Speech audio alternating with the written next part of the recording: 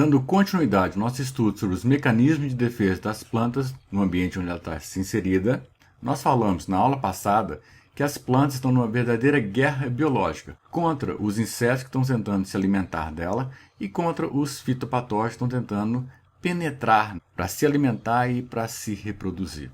E quais são, então, as estratégias de defesa dessas plantas? O que esse exército vegetal faz? Existem os métodos artificiais de defesa, que sofrem a interação humana, a interferência humana no processo. No curto prazo, nós temos, por exemplo, o uso de agrotóxicos defensivos agrícolas. Nós temos o uso de herbicidas para diminuir a competição por recursos disponíveis naquele ambiente, favorecendo a nossa planta de interesse. Nós temos o uso de fungicidas, de acaricidas, de inseticidas, todos eles ajudando no curto prazo a defesa da planta, dando uma vantagem para nossas plantas de sobreviver naquele meio competitivo e inóspito. E no longo prazo, sofrendo a interferência humana, nós temos o melhoramento genético, seja o melhoramento genético tradicional ou com o uso da biotecnologia, que nós comentamos na aula passada. Mas quais são os métodos naturais? Como que as plantas fazem para elas próprias se defenderem? Nós temos o uso do controle biológico. Controle biológico é um método que é utilizado na agricultura em que nós utilizamos os predadores naturais ou os fitopatógenos que naturalmente infectam os insetos. Mas são coisas que já existem na natureza. O que nós fazemos é ampliar esse mecanismo de defesa. Então, ao invés de nós fazermos um controle de uma determinada larva numa determinada plantação, nós podemos utilizar determinados insetos, como por exemplo determinados tipos de vespas que se alimentam daquelas larvas.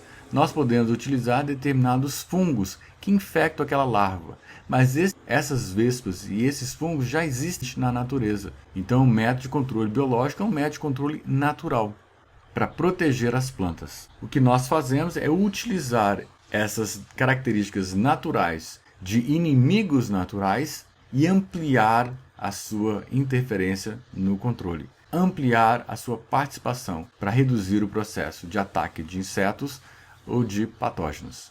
Nós podemos utilizar plantas repelentes, que são métodos também naturais. As plantas naturalmente os produzem. O que nós fazemos é plantar uma planta repelente perto da nossa planta de interesse. Um dos exemplos é o uso de crisântemo. O crisântemo produz um piretroide, que é um composto natural. Ele auxilia no mecanismo de afugentar, de proteger contra insetos que atacariam as plantas. Então você pode utilizar as plantas repelentes plantando os crisântemos perto, ou você pode mesmo retirar o crisântemo e fazer uma solução e pulverizar a sua planta para que ela esteja protegida de uma forma natural.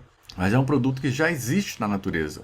O que nós fazemos é ampliar a sua participação no mecanismo de defesa das plantas. E existem os mecanismos que são produzidos pela própria planta. E são esses que nos interessam. Como que a planta se defende sozinha, sem a participação do homem, sem o uso de recursos naturais que o ambiente oferece? Quais são os mecanismos de defesa, quais são as estratégias que as plantas utilizam para elas se defenderem por si só? É isso que nós vamos entender. E para entendermos isso, nós precisamos lembrar que as plantas elas coevoluíram com os patógenos. Nós tínhamos os fitopatógenos insetos atacando as plantas e as plantas se defendendo nesse processo de idas e vindas, de tal forma que ao longo dos milênios, o que aconteceu é que elas coevoluíram. Algumas plantas se tornaram naturalmente resistentes. Por quê? Porque houve mutações dentro da planta e essas mutações levaram à produção de determinados compostos que permitiam que a planta se defendesse naturalmente. Os fitopatógenos podem ter mudado também. Os insetos também podem ter mudado. Então existe uma coevolução entre as partes. E quando a gente pensa numa sequência de eventos para que a planta possa se defender, a primeira coisa que tem que acontecer é o ataque do fitopatógeno ou do inseto. Uma vez atacado, a planta tem que perceber o ataque para desencadear uma via de transdução de sinais para então apresentar uma resposta de defesa àquele ataque específico. Ou seja, essa resposta de defesa vai ser uma ativação dos mecanismos de defesa da planta. E se nós fizermos uma analogia com uma guerra, se nós fôssemos um estrategista num campo de batalha, nós poderíamos dizer que a planta apresenta a sua primeira linha de defesa. E qual é essa primeira linha de defesa? São as estruturas que estão localizadas na superfície das folhas ou de qualquer órgão. E eles envolvem uma defesa, seja mecânica ou seja química. Exemplo disso, nós temos os acúlios, nós temos os espinhos, nós temos os tricomas, que podem produzir substâncias dentro delas, que vão ser repelentes. Nós temos a própria estrutura da cutícula, que ela pode ser mais grossa, mais suberizada, que são mecanismos que vão dificultar o ataque de herbívoros e são mecanismos que vão dificultar o ataque de patógenos. Essa é a primeira linha de defesa das plantas. É físico-química. Mas a planta também apresenta uma segunda linha de defesa. Venceu a primeira linha, vem o segundo esquadrão de defesa, que são os mecanismos bioquímicos que a planta desenvolveu. Sejam eles constitutivos, ou seja, estão sempre ativos, ou sejam eles induzidos, ou seja, eles vão somente aparecer quando houver um ataque de fitopatógeno ou um ataque de um inseto. Como exemplo da primeira linha de defesa, nós temos os tricomas. Como são tricomas? São extremamente complexos. Um tricoma ele é uma modificação de uma célula da epiderme. E essa modificação tem uma função específica, a defesa contra os insetos. Principalmente a herbivoria de uma forma geral. E por quê? Porque ele leva, nesse processo de defesa que é físico-químico, ele leva à dispersão daquele organismo vivo que está fazendo a herbivoria, seja um inseto ou seja um ruminante, por exemplo. Porque nesses tricomas, vamos chamar tricomas glandulares, eles armazenam compostos do metabolismo secundário, que tem a função de repelir uma vez que eles são liberados no meio. E quando eles são liberados no meio, porque você rompeu aquela glândula, eles vão repelir aquele inseto ou aquele mamífero ou aquele herbívoro pela alteração do sabor, pela alteração do cheiro, pela incômodo gerado por aquele composto em contato com a pele, por N formas. O exemplo típico disso é o caso da ortiga. A ortiga ela tem um tricoma e ela tem vários compostos metabolíticos secundários, uma mistura de ácido tartárico, ácido oxálico, ácido fórmico, serotonina e histamina. É uma mistura, é um coquetel que combinado ele gera uma irritação na pele. Então, quando esse tricoma ele é quebrado, ele libera a cápsula, é quebrado, essa substância liberada em contato com a pele gera uma irritação muito forte e acaba afugentando aquele herbívoro do local. E um exemplo da segunda linha de defesa das plantas, representando os constitutivos, ou seja, os que estão sempre ativos e presentes, nós temos como exemplo os canais resiníferos de coníferas, como nós podemos ver nessa figura aqui. Essas resinas produzidas, na verdade, são uma mistura de terpenos, que são compostos metabolistas secundários. E a função dela não é armazenar o inseto que vai ser utilizado no filme do Jurassic Park. O objetivo dela é ser utilizado como mecanismo de defesa. E o homem utiliza isso para a produção de compostos que são altamente inflamáveis, para gerar energia, para a produção de compostos que são utilizados na madeira como mecanismo de proteção e por aí afora vai. É um exemplo da segunda linha de defesa constitutiva.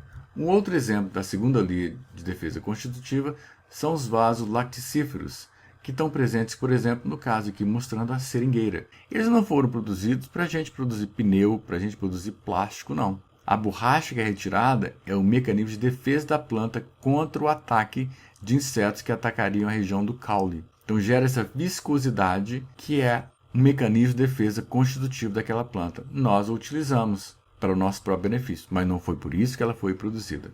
E esses são compostos metabolistas secundários das plantas, transportados por vasos lacticíferos que estão próximos ao floema.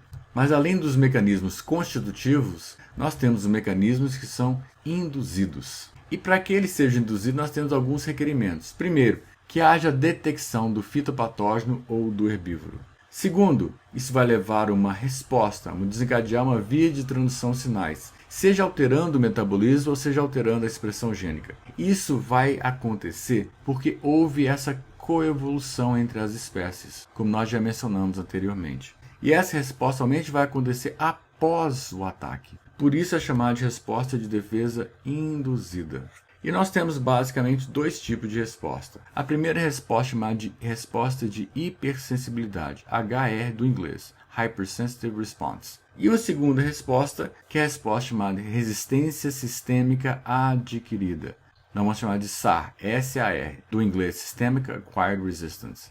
Então nós temos dois tipos de respostas que são induzidas. Nós temos a hipersensibilidade e nós temos a resistência sistêmica adquirida. Quando a gente fala de hipersensibilidade, nós estamos focados basicamente no ataque de fitopatógenos. Não está relacionado com o ataque de herbívoros, não. Somente fitopatógenos.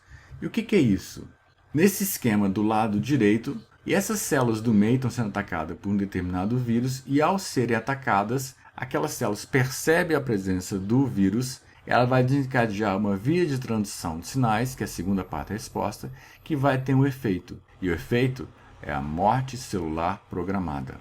Ou seja, essas células do meio que morrem, na morte celular programada, e elas induzem a morte de todas as células vizinhas a ela. O que vai acontecer nesse caso? Vai haver um confinamento do processo de infecção. A célula vai morrer e não vai permitir que o patógeno se multiplique através dela. É um mecanismo de defesa natural contra micro-organismos que são biotróficos, ou seja, que necessitam de células vivas. Se o micro-organismo for necrotrófico, ou seja, que se reproduz em tecido morto, esse mecanismo é absolutamente inútil. Então, para fitopatógenos biotróficos, a hipersensibilidade é um mecanismo de defesa natural que as plantas apresentam. As células infectadas cometem suicídio para proteger o restante da planta.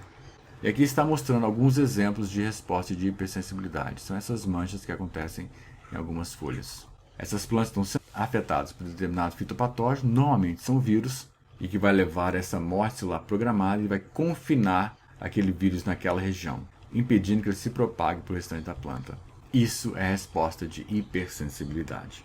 Mas tomem cuidado, não generalizem. Nem todas as plantas apresentam essa resposta de hipersensibilidade. Então não dá para fazer generalizações. É caso a caso. E a resposta sistêmica adquirida? Como que ela funciona? Ela ocorre basicamente em duas etapas. A primeira etapa é no início da infecção e é uma resposta chamada de resposta localizada, em que os patógenos estão começando o processo de ataque àquela planta. Então vai ter uma resposta pontual ao local de infecção. Isso que nós chamamos de resistência adquirida. Então a célula está sendo infectada e ela responde àquele processo de infecção. Então a célula infectada está tendo uma resistência adquirida e começou a produzir compostos que vão protegê-la. Esses compostos não eram constitutivos, esses compostos foram induzidos mediante a detecção do processo de infecção. Isso visa impedir ou retardar o processo de infecção. E uma segunda etapa, que ocorre quando a planta produz o que nós chamamos de sinalizadores. O que são esses sinalizadores? São mensageiros químicos, são substâncias químicas que vão ser transportados entre a parte atacada e o restante do corpo da planta. E é isso que nós chamamos de resistência sistêmica adquirida. Então as células que foram atacadas, elas respondem de forma local com o que nós chamamos de resistência adquirida. E essas mesmas células que estão sendo atacadas produzem mensageiros que são transportados para o restante do corpo da planta, avisando: olha, nós estamos sendo atacados aqui. Se protejam, se preparem, chumbo grosso está vindo por aí. Essa resistência é a que nós chamamos de resistência sistêmica adquirida. E são esses mensageiros químicos, são esses sinalizadores que levam essa informação para o restante da planta para que ela possa se proteger. E os principais sinalizadores de defesa das plantas são alguns hormônios vegetais. Existem dois tipos de hormônios vegetais. Existe o ácido jasmônico e existe o ácido salicílico. E é isso que nós vamos entender na nossa próxima aula. Basicamente era isso que nós tínhamos para passar para vocês nessa videoaula e nos vemos na nossa próxima videoaula. Até a próxima!